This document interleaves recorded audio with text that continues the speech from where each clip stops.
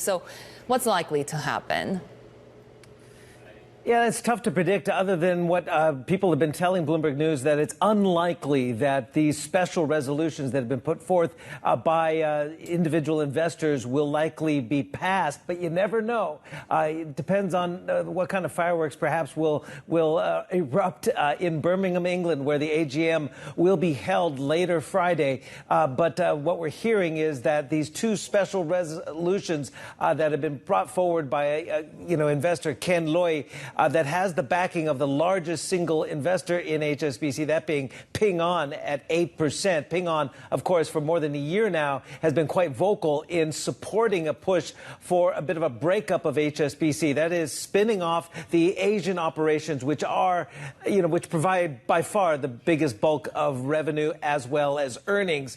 And one could argue as well that perhaps spinning off the Asian operations in this time of intense geopolitical conflict between China and the United States, that could help ring fence the Asian operations from perhaps U.S. sanctions. But again, the bigger issue is, again, about unlocking shareholder value. That's what Ping argues, that this would unlock shareholder value. HSBC counters saying, no, it won't do that at all. It will be costly and destroy shareholder value. So again, this is one of two of these special resolutions that are being brought forward by the investor Ken Loy. That's Resolution 17, that would create a quarterly review of structural reforms aimed at the Asian operations that would include potential spin-off and restructuring. Resolution 18, which he's also put forward, is about reestablishing a steady dividend schedule going forward back to pre-pandemic levels.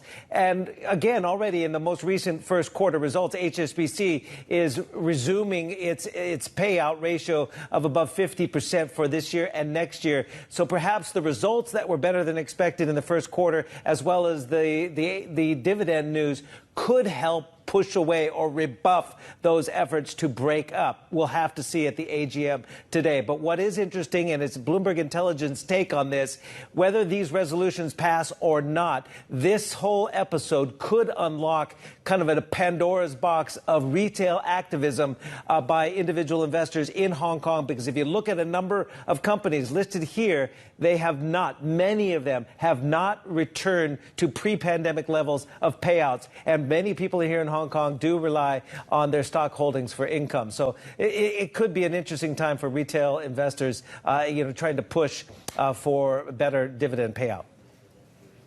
Is there support for these proposals from other major eligible voters?